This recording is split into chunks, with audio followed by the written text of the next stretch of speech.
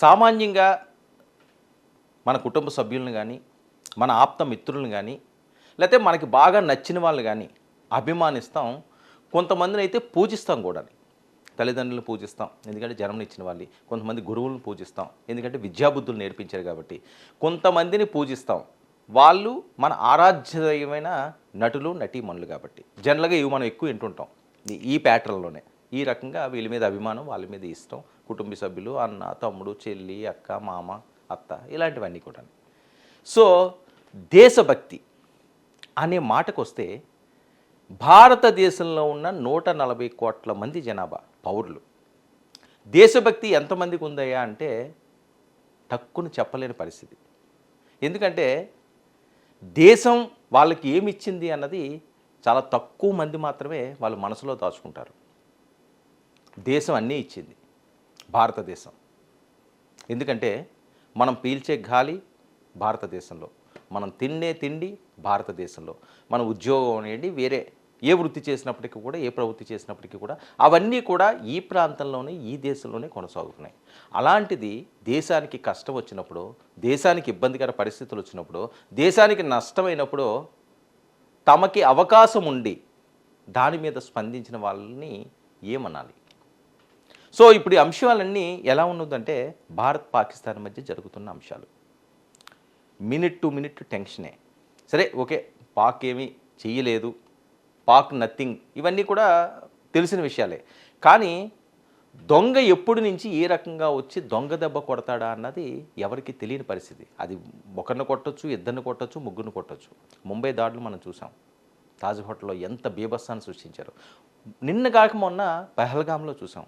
అమాయకంగా 26 మంది టూరిస్ట్ ప్లేస్కి వెళ్ళిన వాళ్ళు ప్రశాంతమైన భూతల స్వర్గం లాంటి ఆ ప్రాంతాల్లో విహరిద్దామని చెప్పి సమ్మర్ వెకేషన్స్కి వెళ్ళిన వాళ్ళు చనిపోదామని ఆ ప్రాంతానికి వెళ్తారా? చనిపోతామని అనుకుంటారా? ఎంత దారుణం అండి, ఎంత అన్యాయం. ఎవరో ఉగ్రమోకలు వచ్చి సంబంధం లేని వాళ్ళని మతం పేరు మీద అతి కిరాతకంగా కాల్చి చంపేశారు. మరి దీని మీద ఎంతమంది స్పందించారు అంటే సినిమా నటులు కానీ, రాజకీయ నాయకులు కానీ ఏదో తమదైన స్థాయిలో సంతాపాలు తెలిపారు. కానీ నిజమైన దేశభక్తి ఉన్నవాళ్ళు కొంతమంది ఉంటారు. వాళ్ళు అనునిత్యం దానికోసమే మాట్లాడతారు, దానికోసమే పోరాడుతుంటారు, దానికోసం ఏదో చేయాలనే తపన ఉంటుంటుంది. ఆ తపన ఉన్న వ్యక్తిలో మొదటి వరుసలో ఉండే వాళ్ళలో కొనిదెల పవన్ కళ్యాణ్ ఒకరు. ఎందుకు పవన్ కళ్యాణ్ గారు ప్రాంతానికి, పహల్గాంగానికి సంబంధం అంటేని, మరి ఇన్ని రాజకీయ పార్టీలు ఉన్నాయి భారతదేశంలో, ఇంతమంది రాజకీయ నాయకులు ఉన్నారు. సరే, వెళ్ళారు, అక్కడ ఏం జరిగింది, ఎలా జరిగింది అని పరామర్శలు చేశారు, అక్కడ వాస్తవాలు తెలుసుకున్నారు కేంద్ర మంత్రులు వాళ్ళు వెళ్ళి. కానీ ఆంధ్రప్రదేశ్ నుంచి ప్రత్యేకంగా పహల్గాం పంపించి జనసేన జెండా భారతదేశ జెండాతో ఎగరేయించిన ఒకే ఒక్క నాయకుడు, ఒకే ఒక్క రియల్ స్టార్, ఒకే ఒక్క పవర్ స్టార్, అదే పవన్ కళ్యాణ్. పహల్గాంలో పవన్ జెండా అసలు గూస్ బంప్స్ జనసేన వాళ్ళకి కానీ, లేకపోతే ఆయన అభిమానించే వాళ్ళకి కానీ, కొనిదెన ఫ్యామిలీని అభిమానించే వాళ్ళు, మెగా ఫ్యామిలీని ఇష్టపడే వాళ్ళందరికీ కూడా ఇదిరా పవన్ కళ్యాణ్ అంటే అంటున్నారు. ఎందుకంటే ఆయన ఆలోచనలన్నీ ఈ రకంగానే ఉంటాయి. దేశభక్తి, మంచి చేయాలి, కష్టమైనవాడు బాధలు తీర్చాలి, ఆకలితో ఉన్నవాడు కడుపు నింపాలి, ఇదే అయింది. లేకపోతే నేను నాకు 10 సినిమాలు తీయాలి, 10 హిట్లు కొట్టాలి, నేను ఉప ముఖ్యమంత్రిని కదా, ఒక 1000 కోట్లు సంపాదించాలి, అవి దాచేసుకుందాం, ఆ టైప్ ఎక్కడ కనిపించదు. ఎందుకంటే షూటింగులు చేసి కష్టపడి డబ్బులు సంపాదించుకుని అది ప్రజల కోసం పంచిపెట్టే వాళ్ళు ఎంతమంది ఉంటారు? ఇదే కుటుంబానికి ఆయన చేసిన సర్వే ఏ రకమైన సేవ చేశారు? మొత్తం సర్వేలన్నీ తెప్పించుకుంటుంటాడు ఆయన నిత్యం. ఎక్కడెక్కడ ఏ కష్టాలు ఉన్నాయి, కౌలు రైతులు ఒక సర్వే, దాని మీద కొంత డబ్బు, లేదా పలానా చోట ఇదయింది, దాని మీద కొంత డబ్బు. ఆ సర్వేలతోటి సేవ చేసే పవన్ కళ్యాణ్ ఇక పహల్గాం దాడిలో చనిపోయిన వాళ్ళకి తన వంతు సాయం చేశాడు, చాలా ఎక్కువ చేసినట్టే. ప్రభుత్వాలు చేయాలి, దీని మీద కేంద్ర ప్రభుత్వం చేయాలి, మన రాష్ట్రం వాళ్ళు చనిపోయారు కాబట్టి వాళ్ళు ఎక్కువ చేయాలి, వాళ్ళతో పాటు నేను ఉన్నానని చెప్పి సాయం చేసిన పవన్ కళ్యాణ్ అక్కడితో ఆగలేదు. పహల్గాములో భయపడకూడదు ఆ ప్రాంతానికి వెళ్ళిన వాళ్ళు. టూరిస్ట్ ప్లేస్ని టూరిస్ట్ ప్లేస్ లాగే ఉంచాలి. అది చేయాలంటే ఏం చేయాలి? డబ్బులు ఇచ్చి అక్కడ ఏదో చేయడానికి ఉండదు, లేకపోతే వేరే కొత్త ఫోర్స్ని తీసుకెళ్ళి అక్కడ పెట్టడానికి ఉండదు, అక్కడ ఉన్న ఫోర్స్ సరిపోద్ది. కానీ ఒక భరోసా ఇవ్వాలి, ఇక్కడ ఏమీ లేదు, ఇక్కడ ప్రశాంతంగా ఉన్నది, మీరు వెళ్ళండి, హ్యాపీగా బోతల స్వర్గంలో ఎంజాయ్ చేయండి. ఏదో జరిగింది, ఏదో జరిగిపోయింది, అదొక పీడకల్లా మర్చిపోండి. ఎప్పుడో ఏదో జరిగిందని చెప్పి ఈరోజు దాన్ని కొనసాగిస్తూ వెళితే మనిషి దైనందిన జీవితం ముందుకు సాగదు. ఒక యాక్సిడెంట్ జరిగిందని చెప్పి రోడ్డు మీద ప్రయాణం చేయడం మానేస్తామా? ఇది అంతే జరుగుతుంటుంది. ఇక జరగకుండా ఏం చేయాలన్న జాగ్రత్తలు తీసుకోవాలి తప్పించి, ఒకటి జరిగింది కదా అని దాన్నే మదన పడిపోయి ముందుకు సాగలేని పరిస్థితి ఉండకూడదని ఒక మెసేజ్ ఇవ్వాలని దేశవ్యాప్తంగా పవన్ కళ్యాణ్ ఇచ్చిన సందేశం ఇది. అందుకనే అక్కడ జనసేన జెండా పెహల్గాంలో రెపరెపలాడుతుంది. ఇక పెహల్గాంలో ఎగిరిన జనసేన జెండా ఉగ్రవాదాన్ని ప్రేరేపించే దేశాలు, రాజకీయ పార్టీలకు పవన్ ఓపెన్ ఛాలెంజ్. టూరిస్టులపై ఉగ్రదాడి ఘటనా స్థలంలో పంత నానాజీ కాకినాడ రూరల్ ఎమ్మెల్యే ఆయన నేతృత్వంలో జనసేన జెండా ఎగరవేశారు. చూడండి ఎంత అద్భుతంగా రెపరెపలాడుతున్నది అది. ఇక పాక్కు దానికి మద్దతు ఇచ్చే దేశాలకు ఇదో శాంతియుత హెచ్చరికలు తుపాకీలతో చేయొచ్చు, మిసైల్తో చేయొచ్చు, బాంబర్లతో చేయొచ్చు, సైనికులతో చేయొచ్చు, కానీ ఇది ఒక శాంతియుత హెచ్చరిక. ఇదిగో మేము పీస్ పాటిస్తున్నాం. అక్కడ జెండాను ఎగరేసాం. మువ్వల జెండా ఒక పక్కన ఎగురుతున్నది. పవన్ కళ్యాణ్ జనసేన జెండా దాని మధ్యలో ఎగురుతుంది. ఒక శాంతి సందేశం.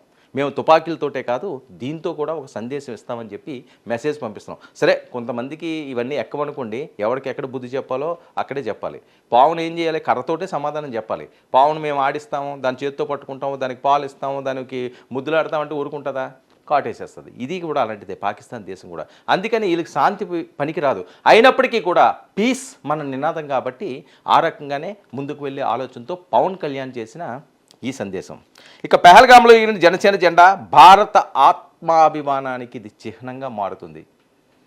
ఇక కశ్మీర్ అభివృద్ధి చూసే పాక్ కన్నెర్ర చేసిందన్న పవన్ కళ్యాణ్, పాక్ కుట్రలకు అడ్డుకట్ట అవసరమన్న పవన్ కళ్యాణ్. ఇక పవన్ మాటలను చేతల్లో చూపించిన ఎమ్మెల్యే ఈయన ప్రాంతానికి వెళ్ళారు, అక్కడ జెండాని ఎగరవేశారు, ఒక మంచి సందేశాన్ని కూడా ఇచ్చారు. పెహల్గాంలో తివర్ణ ప్రతాప్తో పాటు జనసేన జెండా కూడా ఎగురవేశారు. ఉగ్రవాదానికి పాల్పడే వారికి గట్టి సందేశాన్ని జనసేనాని ఇచ్చాడు. దేశం ఇప్పుడు మునుపట్ల మౌనంగా లేదు, ఉండబోదు. ఇది ఆయన ఇచ్చిన హెచ్చరిక. అసలు పెహల్గాంలో ఆ జెండా ఎగరవేయడం, పెహల్గాంలో మరి జనసేన ఇచ్చిన సందేశం ఏంటో ఓసారి చూద్దాం. అందరికీ నమస్కారం. పాకిస్తాన్ స్వాధీనం చేసిన టెర్రరిస్టులు పహల్గాంలో 26 మంది సివిల్ పీపుల్ ఎవరైతే టూరిస్ట్ వచ్చారో వారందరి మీద అటాక్ చేసి వారందరినీ కాల్చి చంపిన సందర్భంలో దేశం విపత్తు కూడా బాధపడడం జరిగింది. ఆ సందర్భంలో యుద్ధ వాతావరణం, యుద్ధం కూడా చేయడం జరిగింది. నరేంద్ర మోడీ గారు వెంటనే స్పందించి భారతదేశ ఆర్మీ వివిధ దళాలు కూడా స్పందించి తగిన గుణపాఠం పాకిస్తాన్కి చెప్పడం జరిగింది. ఆ జరుగుతున్న సందర్భంలో మా నాయకుడు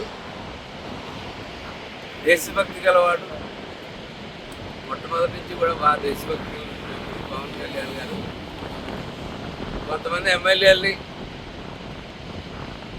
తమిళనాడులో ఉన్న 6 మురుగన్ దేవాలయానికి కూడా వెళ్ళి ఆర్మ్డ్ ఫోర్సెస్కి ఎవరైతే యుద్ధంలో ఉంటామన్నారో వారందరికీ దైవ సంకల్పం కూడా ఇవ్వాలని చెప్పి ఆలోచనతో, దైవ బలం కూడా ఇవ్వాలన్న ఆలోచనతో భారతదేశం అన్ని విధాలుగా ముందంజలో ఉన్నప్పటికీ దైవ కృప, దైవ బలం కూడా ఉండాలన్న ఆలోచనతో ఆయన నన్ను పల్లి పంపడం జరిగింది.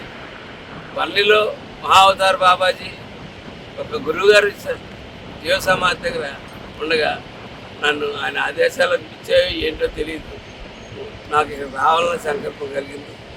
ఇవాళ పహల్గాం రావడం జరిగింది. ఇక్కడ జెండా, మన భారతీయ జెండా ఎగరేయడం జరిగింది. అలాగే జనసేన పార్టీ జెండా ఎగరేయడం జరిగింది. దేశభక్తికి, దేశానికి ఏదైనా ఇబ్బంది వస్తే జనసేన పార్టీ ముందుంటుందని చెప్పి ఒక సందేశం ఇవ్వడానికి, అలాగే ఎవరో ఏదో అయిపోయింది ఇక్కడ, ఇంకా ఈ వాతావరణం, యుద్ధ వాతావరణం కాశ్మీర్ భ్రమ, చాలా చక్కగా జీవన విధానం అంతా కొనసాగుతుంది. బ్రహ్మాండమైన భద్రత మధ్య రోజు భద్రత కూడా అవసరమైన పరిస్థితులు ఇవాళ పూర్తి స్థాయిలో జనజీవనం బ్రహ్మాండంగా జరుగుతూ ఉంది. ఎటువంటి పుకార్లు నమ్మాల్సిన అవసరం లేదు. టూరిస్ట్ అంతా బ్రహ్మాండంగా వస్తూ ఉన్నారు. ఏదైతే సంకల్పంతో పాకిస్తాన్ ప్రయత్నం చేస్తే ఇక్కడ టూరిజం 2-3 డెవలప్ అవుతుంది, కానీ ఒక కుట్ర పడిందో దాని గురించి ఎవరో భయపడాల్సిన అవసరం లేదు. కాబట్టి టూరిస్ట్ బ్రహ్మాండమైన ప్రదేశం. భూతల సర్కార్కి అందరూ వచ్చి వెళ్ళవలసిందిగా కోరుతాం. రైట్, ఇది కదా రోమాలు నిక్కబడుచుకుంటున్నాయి, రక్తం మరుగుతుంది. ఇది కదా ఇవ్వాల్సిన మెసేజ్. ఎందుకంటే ఒక సెలబ్రిటీలు ఇంటికే పరిమితం కాకూడదండి. ఒక మంచి పొలిటీషియన్ ఇంటికే పరిమితం అయితే ఆ నియోజకవర్గం పాడవుతుంది, ఆ పార్లమెంటు నియోజకవర్గం పాడవుతుంది. అలాగే రాష్ట్రంలో ముఖ్యమంత్రి ఉంటే రాష్ట్రం పాడవుతుంది, ప్రధానమంత్రి అయితే దేశమే పాడవుతుంది. అలాగే ఒక సినీ నటులు, అగ్రనటులు వాళ్ళు పెదవి విప్పాలి, మాట్లాడాలి, ఒక మెసేజ్ ఇవ్వాలి. అది ఆదర్శంగా తీసుకునే వాళ్ళు ఉంటారు. ఈరోజు చాలామంది హీరోలు చూస్తుంటాం మనం, బాలీవుడ్ అవనివ్వండి, టాలీవుడ్ అవనివ్వండి. వాళ్ళు ఏ ప్యాంట్ వేసుకున్నారో ఉదయం లేసరికి మార్కెట్లో ఆ ప్యాంట్ ఉంటుంది, ఏ షర్ట్ వేసుకున్నారో ఆ షర్ట్ ఉంటుంది. ఎందుకు? వీళ్ళు షర్ట్లో ప్యాంట్లు వీళ్ళకి తెలియక కాదు, కొనుక్కోకుండా రే మా హీరో వేసుకున్నాడు రా అది వేసుకుని తిరగాలి. శారీస్ లేడీస్ ఏ శారీ వేసుకున్నారో, ఏ చుడిదార్ వేసుకున్నారో, లేకపోతే ఏ డ్రెస్ వేసుకున్నారో అది ఉదయం లేసరికి మార్కెట్లో చలామణి అవుతుంది. అంటే మీరు మీకు తెలియకుండానే ఇంత ఇన్ఫ్లుయెన్స్ చేయగలుగుతున్నారు జనాలని. అది ఒక మంచి రూపంలో, ఒక మెసేజ్ రూపంలో ఈ రకంగా భారతదేశం, దేశభక్తి, అభిమానం, ఒక శాంతియుతమైన సందేశం, ఏ రకంగా మనుషుల నడవడిక ఉండాలి, తప్పులకి ఏ రకంగా వెళ్ళకూడదు, ఇలాంటివన్నీ ఇస్తే తప్పే ఉంది. దానికి ఏం ఖర్చు ఏమైపోద్దా ఒక మెసేజ్ ఇస్తేని? అది కదా ప్రతి ఒక్కరు ఆలోచించాల్సింది. ఈరోజు ఎమ్మెల్యే గారిని ప్రత్యేకంగా ఆయన పంపించారని చెప్తున్నారు పవన్ కళ్యాణ్ గారు. ఎవరు పంపించారండి? అంటే పంపించారు అన్నదాన్ని ఏదో హైలైట్ చేయాలని కాదు, ఈ ఆలోచన ఎలా వచ్చిందన్నది, ఆ దేశభక్తి ఎలా ఆయనలో నరనరాల్లోని జీర్ణించుకుపోయింది అన్నదానికి ప్రత్యక్ష నిదర్శనం ఇది. అంతేకాని వేరే రకంగా వేరే చెప్పాలని ఏం కాదు. ఏ రకంగా ఆయనకి నరనరాల్లోని జీర్ణించుకుపోయింది. ఇది కదా పవన్ కళ్యాణ్ అంటే, ఇది కదా జనసేనాని అంటే, ఇది కదా పవర్ స్టార్ అంటే, ఇది కదా ఆంధ్రప్రదేశ్ ఉప ముఖ్యమంత్రి కొణిదెల పవన్ కళ్యాణ్ అంటే. ప్రతి ఒక్కరూ ఆయన ఆదర్శంగా తీసుకోవడానికి, ఏమీ ఆశించకుండా పవన్ కళ్యాణ్ వెనకాతలు తిరగడానికి, జనసేన పార్టీలో ట్రావెల్ చేయడానికి కారణం ఇదే. ప్రతి ఒక్కరికి ఏవో స్వార్థాలు ఉంటాయి. ఆ జనసేనులకి అలాగే వీర మహిళకి వాళ్ళకి పెద్దగా స్వార్థాలు ఉండవు, ఈయనకి అసలు ఉండవు. ఆయన ఒక బోలా శంకరుడు, ఏది ఉంటే అది, ఏ కష్టం వచ్చినా సరే ఆయన ఇంట్లో కష్టం వచ్చినట్లుగా ఆయన ఫీల్ అయిపోతుంటాడు. ఇది కదా ఆయన అంటేనే. అందుకనే పవన్ కళ్యాణ్ అంటే ఇంత అభిమానం. పెహల్గాములో జనసేన జెండా ఎగరడం అంటే ఎవరు కూడా ఊహించింది. ఇక దేశం ఇప్పుడు మునుపట్లా మౌనంగా లేదు, ఉండబోదని కూడా సందేశం ఇస్తున్నాడు. ఇప్పుడు దాకా సైలెంట్గా ఉన్నాం, సైలెంట్గా ఉన్నంత మాత్రాన చేతగానితనం కాదు, చెయ్యలేనితనం కాదు, వైలెంట్ అయితే మండిపోతారు, మసైపోతారు అని చెప్పి ఇండైరెక్ట్గా చెప్తున్న పవన్ కళ్యాణ్. ఇక శాంతినే మార్గంగా చూసే జనసేన ఉగ్రవాదాన్ని ప్రోత్సహించే శక్తులను ప్రజల గలం వినిపించారు పవన్ కళ్యాణ్. ఇక భారత భూభాగాన్ని, మన గౌరవాన్ని కాపాడతామని జనసేనని ప్రతిజ్ఞ చేశారు. ఇక కాశ్మీర్లో అభివృద్ధి, దేశం ఒక్కటే ముందుకెళ్తుందని కూడా ఆయన పిలుపునివ్వడం జరిగింది. ఇక వేదన చూసిన దేశం గుండెల్లో ఇప్పుడు ఉగ్రవాద కోరల పీకి గుణపాఠం చెప్తామని గట్టిగా హెచ్చరిస్తున్నారు కూడా. అంతేకాకుండా కర్తవ్యం జాగృతమైందని సందేశం కూడా ఇచ్చారు. ప్రతీకారం ప్రభుత్వం చూసుకుంటుందని, అభివృద్ధి ఐక్యతపై దృష్టి సారించాలని జనసేన పిలుపు. ఎంత అద్భుతమైన వర్డ్ అండి ఇది. చూడండి, ప్రతీకారం ప్రభుత్వం చూసుకుంటుంది. భారత ప్రభుత్వం ముందున్న లక్ష్యం అది. పక్క దేశాలు మన మీద దాడి చేసి మన మీద ఇబ్బందికర పరిస్థితులు పెడితే ప్రభుత్వం చూసుకుంటుంది. కానీ ప్రతి మనిషి చూసుకోవాల్సింది ఏంటంటే రాష్ట్ర అభివృద్ధి, దేశ అభివృద్ధి, ఐక్యత. అందరం కలిసి ఉండాలి, కలిసికట్టుగా ముందుకు సాగాలి. పక్కోడికి ఏదో ఇబ్బంది జరిగితే భలే జరిగిందిరా అని చెప్పి సంబరపడిపోయే రోజులు మానేయండి. ఈ జనరేషన్లో కూడా మంచి కోసం ముందుకు సాగండి అని చెప్పే ఎవరుంటారండి? చెప్పాల్సిన అవసరం ఏంటి? ఆయన సినిమాలు ఆయన చూసుకోవచ్చు, ఆయన రాజకీయాలు ఆయన చూసుకోవచ్చు. ప్రజల కోసం ఈ తపనలు పడడం, ఉగ్రవాదుల్లో చనిపోయిన వాళ్ళకి వెళ్ళడం, వాళ్ళకి నేనున్నానన్న భరోసా ఇవ్వడం, ఆర్థికంగా కూడా సాయపడుతుండడం. ఎక్కడో కౌలు రైతులు ఎక్కడో చనిపోతే ఆయనకి సంబంధం లేకపోయినా, ఆయన ఓటేస్తారో ఓటు వేయరో సరిపోయినా ఆ ప్రాంతానికి వెళ్ళడం, వాళ్ళకి వెల్ఫేర్ చేయడం. ఎక్కడో గిరిజన ప్రాంతాల్లో కాళ్ళకి జోళ్ళు వేసుకోపోతే, చెప్పులు వేసుకోపోతే వాళ్ళ దగ్గరికి పంపించి మీరు ఎలా నడుస్తారు ఈ కొండ కోణంలోని, ఆ ముళ్ళులు గుచ్చుకుంటాయి, లేకపోతే ఇంకో పురుగు పుట్రా కొడతాదని చెప్పి వాళ్ళకేమోని జోళ్ళు పంపించడం. ఏంటి ఇదంతాని? ఇది కదా ప్రతి ఒక్కరు ఆదర్శంగా తీసుకోవాల్సిన అంశాలు కదా. రాజకీయాలన్నీ కూడా పక్కన పెట్టండి, రాజకీయాలు నిత్యం చేసుకోవచ్చు, ఎలక్షన్ టైంలో చేసుకోండి. ఒక 2-3 నెలలు టైం ఇస్తారు కాబట్టి నోటిఫికేషన్ వచ్చిన తర్వాత ఎలక్షన్లో మీరు గెలిచో ఓడిపోయిన ఆ ప్రచారం వరకు కూడా మీరు ఇష్టం వచ్చినట్టు రాజకీయాలు చేయండి. కానీ మిగతా టైం అంతా కూడా ప్రజాసేవ చేయండి, ప్రజల కోసం ఆలోచించండి. మిమ్మల్ని నమ్మి గద్దెక్కించారు, అది ఎంతమంది చేస్తున్నారన్నది ఆత్మవిమర్శ చేసుకోవాలి. ఇక బాధితుల పట్ల ఎమ్మెల్యే గారు కూడా సానుభూతి చూపించారు. పంత నానాజీ గారు చిత్తశుద్ధితో అండగా నిలుస్తామని గట్టి నమ్మకం, కొండంత ధైర్యం నిండిన చర్య. ఇది ప్రజా పోరాటం, ఓ పార్టీ ఆక్రమణ కాదు. ప్రజల కోసం పోరాడేది. ఇది పార్టీయో జెండాలో ఎజెండాలు ఇవన్నీ కూడా పక్కన పెట్టండి. ఓ జెండా కాదు, ఓ జవాబు కావాలి. ఇక ఉగ్రవాదాన్ని మట్టి కనిపించాలంటే అందరూ ధైర్యంగా గలం ఎత్తాలి, శత్రువుల గుండెల్లో అదిరిపోయేలా నినదించాలని సందేశం. ఇక పెహల్గాంలో త్రివర్ణ పతాకం పక్కన సగర్వంగా ఎగిరిన జనసేన జెండా. ఇక దేశంలో వెలిగే దీపంలా ఉందంటూ సోషల్ మీడియాలో ట్రోల్స్.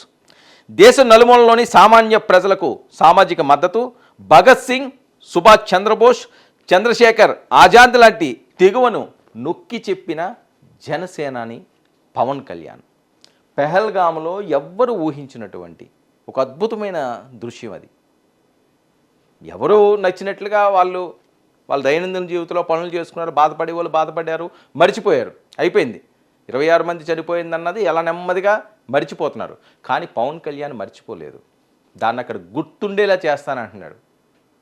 ఎవరైతే ముష్కరులు ఉన్నారో వాళ్ళని తుదముట్టించే వరకు కూడా అన్ని రకాలుగా ముందుకు సాగాలని దేశ పౌరులకి పిలుపునిస్తున్నాడు, యువతకి పిలుపునిస్తున్నాడు ఆయన.